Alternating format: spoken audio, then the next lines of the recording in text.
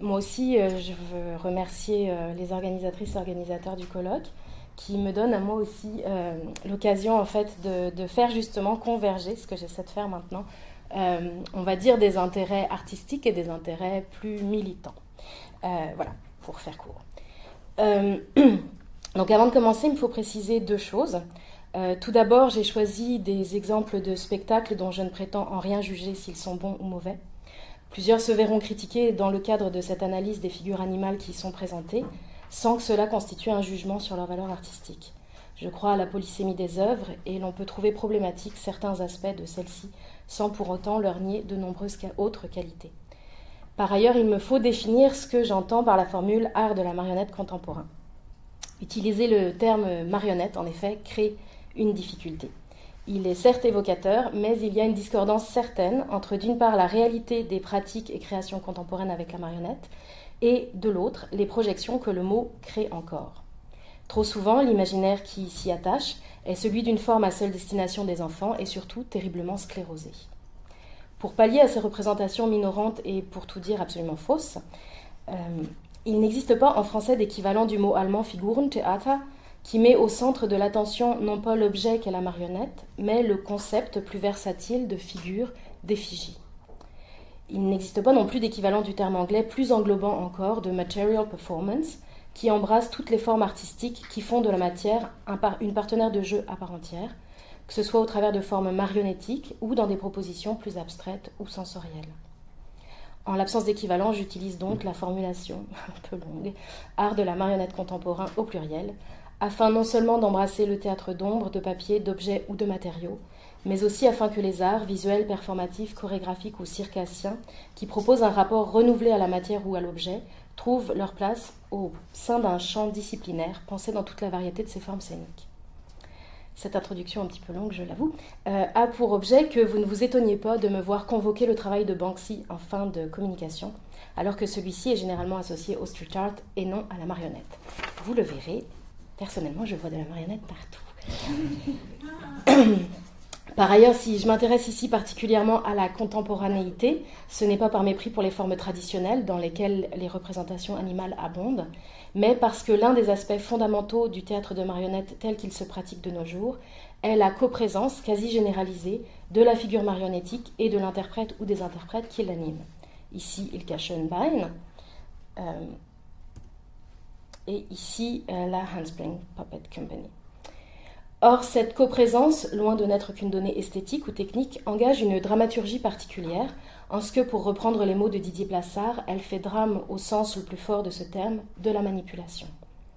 La relation entre l'interprète et la marionnette devient centrale au spectacle, et l'humain reste présent comme référent, face à laquelle toute différence d'organisation corporelle, émotive, de matière, de mouvement, etc., devient un écart signifiant. Cette centralité de la figure humaine va bien évidemment nous intéresser de façon accrue dans le cadre de cette réflexion. Il faut y ajouter un autre aspect essentiel de la marionnette contemporaine, à savoir la multiplication d'apparitions hybrides.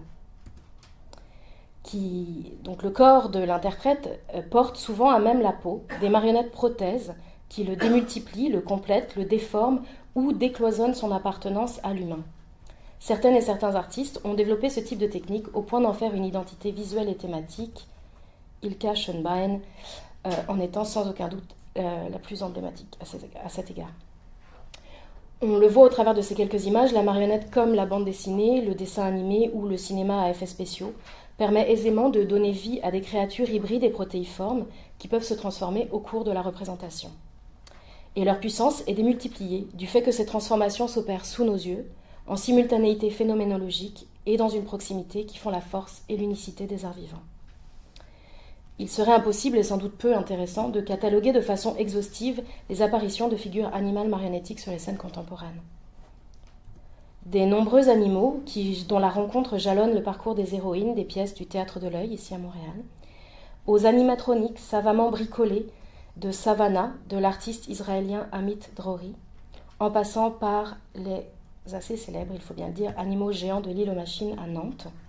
Les arts de la marionnette sont traversés par la figure de l'animal, qu'il soit réel ou fantasmatique. Mais au-delà de leur omniprésence, qu'est-ce que ces représentations disent des animaux, des humains et des rapports que la dichotomie entre ces deux groupes instaure? Viennent-elles fragiliser ou au contraire réaffirmer le caractère étanche de cette séparation qui est une hiérarchisation? Donnent-elles à voir ou invisibilisent-elles d'une part notre appartenance au groupe des mammifères et d'autre part les mécanismes de domination que nous avons mis en place au nom d'une supposée supériorité? Les réponses à ces questions sont évidemment multiples et diffèrent selon les artistes, leur sensibilité et leur degré de conscientisation aux enjeux d'éthique animale. Il me paraît toutefois important d'analyser certaines récurrences afin de mettre au jour non seulement les limites, mais également les potentialités du médium marionnettique pour traiter de ces problématiques. Cette analyse est le fruit d'une réflexion engagée, car étant moi-même marionnettiste et végane, je suis certaine que mon outil de prédilection recèle des potentiels encore trop peu explorés pour créer des incarnations sensibles d'animaux sans reproduire leur exploitation, et pour modifier radicalement nos imaginaires et, in fine, notre rapport aux animaux. Car comme toute autre transformation sociale radicale, la fin de l'exploitation animale ne peut advenir sans que soient renouvelées en profondeur nos représentations. L'émancipation des femmes et personnes non binaires, la fin de la suprématie blanche, la possibilité de vivre son homosexualité sans subir de violence, la libre circulation de tous les corps dans les espaces publics, tout cela ne peut advenir dans un monde qui par ailleurs banalise et reconduit sans cesse, dans les films, séries, livres, etc., la transmisogynie et la misogynie, le racisme, l'hétérosexisme et le validisme, pour ne nommer que cela. De même, la libération animale ne peut voir le jour dans un monde pétri de spécisme. Cette révolution des imaginaires n'est pas selon moi une bataille secondaire en marge d'un combat plus essentiel pour la fin de l'exploitation. Elle est l'une des conditions de sa réalisation. Les fictions peuvent en effet révéler de façon à la fois sensible et articulée ce qui trop souvent reste occulté, minoré et normalisé, et fissurer ainsi le réel, afin que des changements matériels et tangibles deviennent non seulement envisageables, mais désirables et désirés. Je pense que l'on peut désormais dire que ma parole est située. Je reviens donc au spectacle de marionnette. Il me semble que la plus banale récurrence de la mise en scène des animaux par le biais de la marionnette est tout simplement l'anthropomorphisation, sinon visuelle, du moins comportementale, voire l'utilisation de figures d'animaux anthropomorphisés pour incarner des personnages humains. Je m'explique parce que la différence est ténue, on va dire. Ceci est, c'est des photos d'une mise en scène du Cercle de Grès caucasien, pièce de Bertolt Brecht, où tous les personnages sont absolument humains. Et donc ça a été mis en scène au moyen de marionnettes qui sont notamment composées justement de trophées de chasse naturalisés, qui ont été mis sur des corps. Alors en plus le corps féminin est quand même étrangement sexualisé, en tout cas il y a un mélange de cute et de toton, en tout cas bref, c'est un mélange étrange, on va pouvoir se le dire. Et le petit renard empaillé aussi, c'est l'enfant qui est l'objet, enfin qui est en gros l'enjeu de la pièce. À qui est cet enfant? Est-ce qu'il est à la mère biologique ou à la mère qui l'a éduqué et qui en a pris soin? Cela, donc, cette utilisation des figures d'animaux anthropomorphisés pourrait être utilisée de façon signifiante, comme lorsque Art Spiegelman dessine sous forme de souris les juives et juifs persécutés et exterminés dans Maus, et rend ainsi sensible la violence d'être traités en nuisibles. Mais généralement, en tout cas à ma connaissance, ces représentations semblent assez gratuites et guidées par un choix esthétique plus que dramaturgique. Pour ce spectacle, par exemple, j'avoue que je n'ai pas vraiment vu le sens de ça. Il pourrait d'ailleurs être intéressant d'analyser plus avant la fascination de certaines et certains artistes marionnettistes envers la taxidermie, les crânes, etc. Tu parlais tout à l'heure, Benoît, de l'instrumentalisation des dépouilles. Je pense que, hélas, on est souvent dans ce registre-là. Le plus souvent, ces figures animales ne sont donc que des écrans de projection de nos affects humains, sans nous amener à reconnaître la capacité des autres espèces à ressentir la douleur et le plaisir, autrement, mais aussi vivement que nous, ni surtout à affronter notre part de responsabilité dans leur souffrance. Leur vulnérabilité est rarement le sujet de la pièce, mais plutôt une métaphore pour parler de notre propre fragilité, sans égard pour les conditions réelles d'exploitation dont nous sommes responsables à leur endroit. Les animaux sont les victimes collatérales de nos guerres, pris dans la tourmente de nos conflits, agents involontaires de nos haines. Souvent, leur mort donne lieu à des scènes poignantes, notamment la jument qui meurt dans Stalingrad. Mais le systématisme de ces scènes interroge. Il y a une évidente fascination, presque une fétichisation, à faire mourir en scène les animaux, sans mise à mort réelle, bien heureusement. Mais s'intéresse-t-on au sort de l'animal en tant que tel, ou n'est-il l'objet de notre compassion que parce qu'il était auparavant celui d'une affection particulière et extraordinaire? Il est d'ailleurs notable que la plupart des spectacles reconduisent la dichotomie entre les animaux domestiques, les animaux sauvages et les animaux d'élevage. Les premiers, les pets, lorsqu'ils sont représentés, sont cute, attachants, dans des matériaux doux qu'on a envie de toucher. Les seconds sont majestueux et impressionnants. On peut s'inquiéter pour leur sort et de leur éventuelle extinction. Ils sont source de sagesse et d'apprentissage pour l'humaine ou l'humain qui les côtoie, dignes de respect. Et cute aussi parfois, notamment lorsqu'ils sont domestiqués et deviennent les improbables animaux de compagnie du héros ou de l'héroïne. Les troisièmes, ceux que l'on élève pour les exploiter, sont quant à eux absents. J'ai eu beau fouiller ma mémoire autant que les internets, je n'ai pas trouvé trace de spectacles de marionnettes s'attachant à nous rendre sensibles, leurs tribulations et leurs combats. Il va de soi que ça ne veut pas dire qu'il n'y en a pas, mais il y en a peu de traces. Cette hiérarchisation interespèce se rejoue aussi lorsque, par exemple, des artistes s'intéressent de façon authentique à des animaux sauvages, ici avec la Liga Teatro Elastico, les loups. Vous avez peut-être vu ce spectacle en mars au Festival Castelier, ici à Montréal. Donc s'y intéressent de façon authentique, notamment pour leur capacité à transformer les écosystèmes, mais que ces artistes organisent leurs pièces entièrement autour d'une scène de chasse et de mise à mort, avec cette fascination que nous semblons souvent avoir pour les carnivores, comme si les herbivores n'avaient pas eux aussi d'impact sur l'équilibre des écosystèmes. Considère-t-on leur charge dramatique insuffisante pour faire théâtre ? Par ailleurs, les marionnettistes utilisent pour la plupart nombre de produits issus de l'exploitation animale. Les peaux, cuir, fourrure, mais aussi colle, notamment colle de peau de lapin, les animaux empaillés, la laine, les os, tous ces matériaux rentrent communément dans la composition des marionnettes sans faire l'objet d'un questionnement éthique. Moi-même, j'ai continué à utiliser le cuir pour sa versatilité, bien après avoir cessé de manger des produits d'origine animale. Certaines et certains utilisent ces matériaux, mais recyclés, ce qui donne d'ailleurs lieu à d'ingénieuses trouvailles, comme par exemple le très beau cheval de Stalingrad qui est fait dans un vieux sac en cuir récupéré. Cependant, la norme est plutôt d'utiliser ces produits sans problématiser leur provenance. Le portrait dressé pourrait paraître sombre. Pourtant, la marionnette possède une telle capacité à susciter l'empathie que même sans être le sujet de la pièce, le vécu de l'animal nous atteint. Elle permet de représenter la violence sans la reconduire, d'une façon non édulcorée et pourtant recevable parce que médiée, et incarne très immédiatement la crainte d'être réduite ou réduit à l'état de chose par autrui. Qui plus est, le rapport omniprésent à la matière place le public dans une logique de projection et de sensation qui fait appel au corps de chacune et chacun comme porteur d'expériences physiques et psychiques singulières, ce qui crée un important investissement émotionnel dans le personnage marionnettique. De ce fait, les marionnettes d'animaux, par leur seule présence, captent l'attention du public, et il suffit que les artistes, sans pour autant se lancer dans un plaidoyer pour la cause animale, centrent leur spectacle sur ces figures pour transformer notre regard. En témoigne par exemple le travail de la compagnie sud-africaine Handspring Puppet Company à Cape Town, dont l'impressionnant bestiaire a culminé avec la création des marionnettes de chevaux grandeur nature pour la production du National Theatre War Horse. Il s'agit de l'adaptation du roman éponyme, connu pour son dispositif d'énonciation singulier, puisque le héros qui nous transmet son histoire, en mots, en anglais, est un cheval. Basil Jones et Adrian Kohler, les directeurs artistiques de la compagnie, ont choisi de ne pas transposer cette parole intérieure dont l'improbabilité aurait été bien plus sensible sur scène qu'à la lecture. Les chevaux ne parlent donc pas. Cependant, leur centralité a été maintenue, mais leurs émotions ne sont exprimées que par le mouvement et quelques bruits et respirations. Ce faisant, les artistes ont poussé le public à devenir ce que Jones appelle des lecteurs et lectrices avides de la sémiotique marionnettique.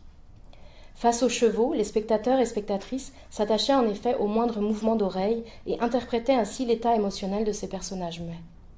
Pour que cela puisse fonctionner, il est évident que l'équipe a dû travailler avec finesse et précision à l'analyse du mouvement et du comportement des chevaux et la traduire dans la conception, la fabrication et l'animation des marionnettes.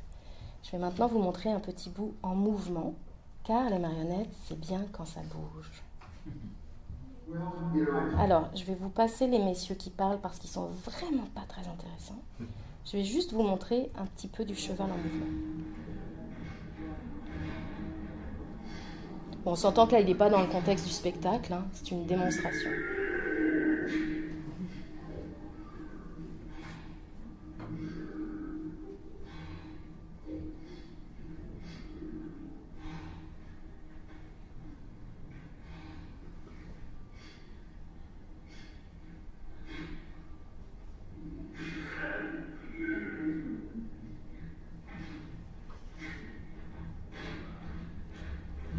Ils sont par ailleurs capables de porter des gens sur leur dos véritablement.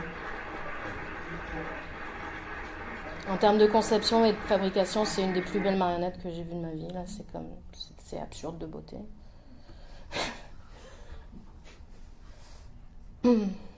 Okay.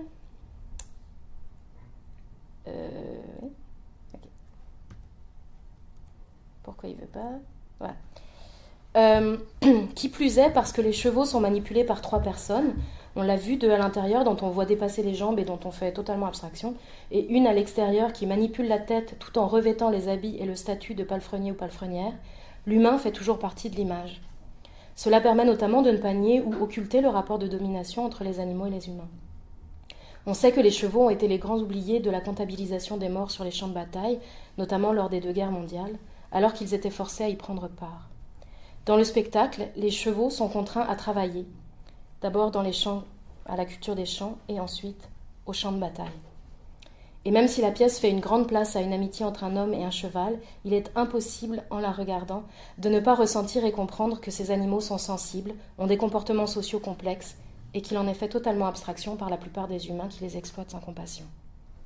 Pour finir, j'aimerais donner un exemple que je trouve plus intéressant encore, d'une utilisation artistique de l'objet marionnettisé à des fins, cette fois-ci très claires et assumées, de dénonciation politique. Il s'agit de la performance Sirens of the Lamps, orchestrée par l'artiste Banksy, pendant laquelle il fait tourner dans les rues du Meatpacking District de New York un camion d'abattoir empli de doudous d'animaux dont les têtes dépassent. Donc le Meatpacking District, évidemment, à New York, comme historiquement, c'est là que se passait l'abattage des animaux.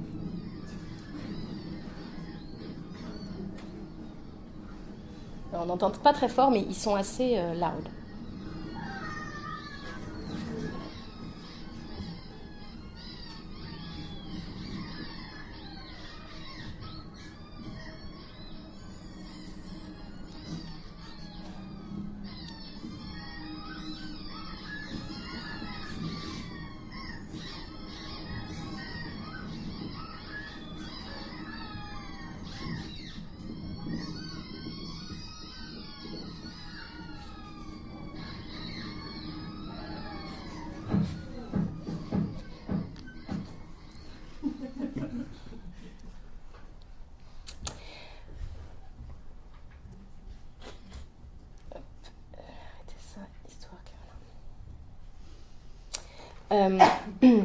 Donc en utilisant ces peluches et leurs petits bruits pathétiques pour figurer les animaux que l'on mène à la mort, l'artiste abolit la discontinuité socialement construite entre l'animal et la viande mangée, toute cette industrie laissée à la marge de nos consciences qui organise l'élevage, le transport et l'abattage. Autrement dit, il redonne visibilité aux référents absents conceptualisés par Carol G. Adams dans son ouvrage fondateur The Sexual Politics of Meat, A Feminist Vegetarian Critical Theory. Le socialement refoulé est dévoilé de façon saisissante grâce à la force d'évocation et la charge mémorielle et émotive des objets marionnettisés. En effet, pour contrer la façon dont nous sommes conditionnés à oublier l'animal comme être sentient, quel meilleur choix que la peluche, représentation non réaliste venue de l'enfance et intimement liée à nos premiers attachements. L'utilisation de Banksy est fine et d'une grande efficacité. Elle provoque d'abord le rire face au décalage entre le camion réel et les peluches, puis la compréhension et l'effroi. Et elle recrée une capacité d'empathie habituellement anesthésiée, sans reproduire la cruauté qu'elle dénonce. Car cela aussi est une des forces de la marionnette. Ne faisant pas appel au corps de vrais animaux, elle n'amène pas les artistes à reconduire ce qu'elles ou ils prétendent déconstruire. Cette performance permet aussi d'alerter et de sensibiliser sans passer par des images de violence. Je précise que je ne suis absolument pas contre le fait de donner à voir ce qui se cache derrière les portes des abattoirs, bien au contraire. Il me semble essentiel de montrer la réalité pour faire voler en éclats l'hypocrisie de concepts tels que l'abattage dit humain.